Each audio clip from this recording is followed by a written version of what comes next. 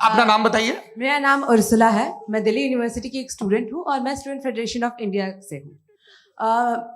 मेरा सवाल मुफ्ती जी से है कि इस हॉल के इस कमरे में बैठ के हम लोग रेप की मोरालिटी के बारे में फिलोसफिकली बात तो कर सकते हैं, बट असलियत ये है कि रोज़मर्रा की ज़िंदगी में औरतें रेप के थ्रू गुजरती हैं और हम लोग सिर्फ नंबर्स पे इस तरह नहीं देख सकते, क्योंकि कितनी औरतें हैं इन कंट्रीज़ में जहाँ पे आप बता रहे हैं कि केसेस कम हैं, जिनका एक्सेस है कि वो जाके केस फाइल कर सकें।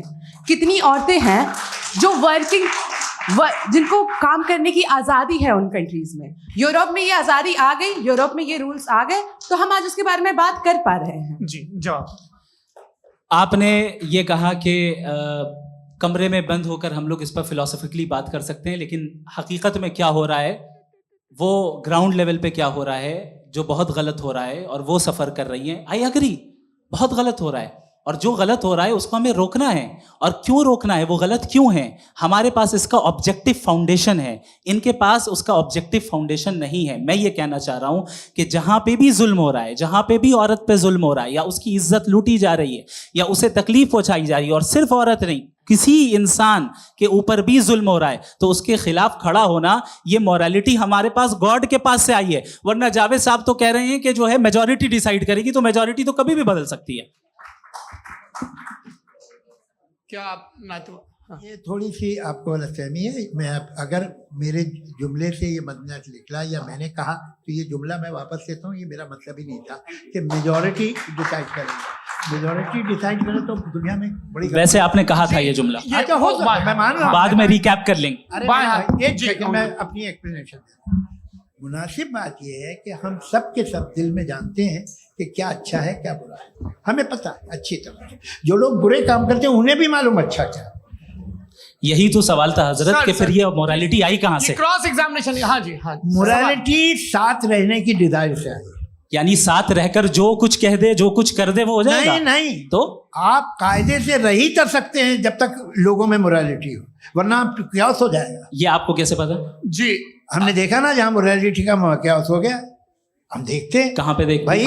तो दुनिया में आप जो कह रहे हैं, आप कहीं पे अगर गलत हो रहा है इस बहस तो उसको आप देखिए, आप एपिस्टेमोलॉजी की बात कर रहे हैं, मैं ऑन्टोलॉजी की बात कर रहा हूँ। मैं इस बहस फाउंडेशन क्या है? दोनों लोगों को चाय पे होस्ट करूंगा, वहां पे क्रॉस एग्जामिनेशन कर लीजिएगा। अभी ऑडियंस का हक मार रहे हैं आप लोग भाई, सर जस्ट लोग हैं आप लोग। और ये भाई ये हाँ, उधर आएंगे, जी सर आएंगे। अच्छा सर मेरा नाम लईकुर रहमान है और मैं अलीगढ़ मुस्लिम यूनिवर्सिटी का स्टूडेंट हूँ, और जहाँ तक मुझे पता है कि sir you are also product of Aligarh Muslim University. मैं भी उसी चमन का बुलबुल। हाँ सर, तो बहुत खुशी हुई मुझे जान करके कि मैं आपसे मिलूंगा। सवाल सर, मेरा सवाल यह है, सर सैयद अलैहि रहमा का नजरिया यह था कि खुदा के वजूद को अक्ल के दायरे में रह करके तलाश करना, न कि पूरी तौर से उसका इनकार कर देना। Sir how will you define it? नहीं तो ये तो आप इन्हें बताइए। ये सवाल आपसे खुदा का वजूद साबित कर रहे हैं। नहीं तो सर आपने इनकार कर रखा है, इस वजह से मेरा क्वेश्चन। उन्होंने यही सर से एक सेकंड, सर सैयद ने यही कहा ना कि अक्ल से आप खुदा के वजूद को साबित नहीं कर सकते, यही कहा ना भाई। वो उन्होंने कहा कर सकते हैं और वो कर दिया गया आज। वो फोन तलाश करना या साबित करना अक्ल से नहीं हो सकता। अरे सवाल तो सुन लीजिए जी। अक्ल से नहीं हो सकता है, यही कहा ना आपने। अक्ल से हो सकता है। अरे वो यही कह रहे हैं भाई, आप बता रहे हो सकता है, वो तो कुछ और। आप अगर सर देखो नौजवान फोन ले लो, वो इतनी कमाल की यूनिवर्सिटी है। अरे भाई दे दो जरा, एक मिनट दे दो भाई, मेरी बात सुनो, माइक पे बोलो ताकि जो लाखों लोग देख रहे हैं। माइक दे दो ना। अरे देंगे ना माइक, तुम ठहरो तो। हाँ सर, मेरा सवाल ये था कि सर सैयद अलैहि रहमा का एक नजरिया था अपना कि खुदा का जो वजूद है उसको अक्ल के दायरे में रह करके तलाश करना है, न कि पूरे तौर से इनकार कर देना है। ये उनका कॉन्सेप्ट था। लेकिन मेरा सवाल ये है कि आप इसको कैसे डिफाइन करते हैं, एक्सप्लेन कैसे करेंगे? मैं आपसे जानना चाहता हूँ, क्योंकि you are the product of Aligarh Muslim University. मुझे अक्ल के दायरे में रख के मैंने बहुत तलाश की, मुझे मिला नहीं।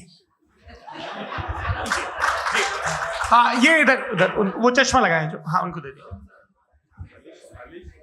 जी जी फटाफट पूछिए, बस 5 मिनट है, 5 मिनट में खत्म हो रहा है। हाँ अस्सलाम वालेकुम मुफ्ती साहब। एंड मेरा सवाल जावेद अख्तर साहब से। क्या नाम है आपका? अरे भैया सब मुझे तो पूछ रहे हो यार। हाँ। फैज। फैज, पूछिए फैज साहब। तो मेरा सवाल ये है कि अभी जो एथियस्ट है वो problem of evil argument use कर रहे हैं अगेंस्ट मुस्लिम्स, राइट? कि इस दुनिया में इतना सारा इविल है और अगेंस्ट मुस्लिम तो यहाँ अगेंस्ट थियस्ट। हाँ right? थोड़ा सा करेक्ट कर लीजिए Okay, भाई, पूरी मशक्कत ही इसी बात की थी कि किसी एक मजहब पे बात न टिके। जी, तो बेसिकली ये आर्गुमेंट ऐसा है कि इस दुनिया में इतना ज्यादा इविल एग्जिस्ट करता है और अगर एक ऑल गुड गॉड है तो वो रोकता क्यों नहीं है? लेकिन इस सवाल में एक हिडन अजम्पशन ये है कि इस दुनिया में इविल एग्जिस्ट करता है। अब एथियस्ट ये कैसे ऑन्टोलॉजिकली प्रूव कर सकते हैं कि इस दुनिया में इविल एग्जिस्ट करता है? मैं आपको बताता हूँ, थोड़ा सा समझा। नहीं सर सर, एक मिनट, सर, please, आप मेरा हम लोग सवाल इनको नहीं सुनिए। नहीं please don't do that. I want to explain नहीं ऑन्टोलॉजिकली। हम समझ गए सर, इनको अब जवाब देने दीजिए। अच्छा सवाल पूछ लो। मैं अभी तक क्या था वो मैं थोड़ा सा ऐड ऑन कर लेता हूँ। तुम गुरु, तो हम जब इसका राउंड 13 करेंगे ना तब तुमको स्टेज पे बैठाएंगे। जी तो हाँ जल्दी से। तो देखिए एथियज्म के हिसाब से सब कुछ रैंडमली बन गया है, सब कुछ एटम्स और मॉलिक्यूल्स है। एक पत्थर में और मुझ में सिर्फ इतना फर्क है कि हम लोग एटम्स और मॉलिक्यूल्स का अलग अलग रीअरेंजमेंट है। अब एक पत्थर को कोई इंसान तलवार से 2 टुकड़ों में काट दे या मुझे, according to atheism it is same. There is no evil and good according to atheism. जी जी अच्छा, फैज साहब का सवाल ये है कि हाँ कोशिश भी करते तो इससे गलत सवाल नहीं कर पाते। एक लाइफ फॉर्म है और लाइफ फॉर्म में फीलिंग्स है, मतलब लाइफ फॉर्म सुनता है, देखता है, टेस्ट कर सकता है, फील कर सकता है। तो उसकी जो ये जो क्वालिटी इस बबल में आ गई है वो जानवर में भी है, इंसान में भी है। तो जाहिर है कि उसे कोई तकलीफ पहुंचेगी, तो चूंकि उसके पास वो सेंसिटिविटी है तो मैं करेगा। पत्थर में वो सेंसिटिविटी नहीं है। तो ये क्या सवाल हुआ कि अगर पत्थर को काटा तो पत्थर को तकलीफ नहीं होती, तो आपको काटे तो आपको क्यों तकलीफ हो? बैठ जाइए। जी हाँ अगला सवाल। हाँ पूछिए जी जावेद अख्तर साहब। अरे भैया सब आप लोग मुफ्ती साहब को छोड़ रहे हैं तो मेरे ही पीछे पड़े हैं क्या? फिर चलो बोलो भाई। You asked how God can exist when children die in Gaza. हाँ You asked how God can exist when children die in Gaza, and you also mentioned the rise of atheism in Europe. But the same events also are leading many atheists and non-believers to turn towards faith. How do you interpret this contradiction, where suffering pushes some away from God, yet brings others closer to belief? देखिए आपको एक बात बताऊं, दुनिया perfect तो कहीं भी नहीं है, हर जगह कुछ खामियां हैं। बेटा एक मिनट, मैं आप ही को कहेंगे, देखो वो तो कुछ खामियां, कमजोरियां, खराबियां सब जगह है। लेकिन अगर देखोगे ईमानदारी से कि दुनिया सबसे ज़्यादा महज़ब कहाँ है, एक आम शहरी को कहाँ हुकूक हासिल हैं, वो बोल सकता है, अपनी मर्ज़ी से काम कर सकता है, अपनी मर्ज़ी से राय दे सकता है, हुकूमत के ख़िलाफ़ बोल सकता है, बरसर इख्तिदार लोगों के बारे में बोल सकता है, सरमायादारों के ख़िलाफ़ बोल सकता है। तो आपको ये स्कैंडिनेवियन कंट्रीज़ में मिलेगा, वेस्टर्न यूरोप में मिलेगा। मैं नहीं कह रहा वो परफेक्ट है, बिल्कुल नहीं, वहाँ बहुत खराबियाँ भी हैं, परफेक्ट तो कोई।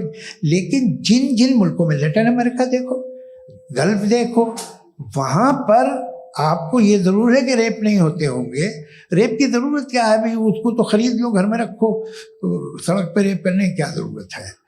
मगर सुनिए, मगर हकीकत ये है कि वहाँ शख्सी आज़ादी राय देने की, बोलने की नहीं है। जी ये एक आखिरी सवाल मुफ्ती साहब से। हाँ मैम, इनको माइक दीजिए। शुक्रिया। मेरा नाम मनीषा है, मैं हरियाणा से आई हूँ। मैं मुफ्ती साहब से एक बात पूछना चाहती हूँ। आप बार बार जावेद साहब को कॉन्ट्राडिक्ट तो कर रहे हैं कि आपने ये कहा, लेकिन आप भी अजम्पशंस के बेसिस पे बात कर रहे हैं। आपने खुदा के होने का कौन सा प्रूफ पेश किया है, खुदा की एग्जिस्टेंस का?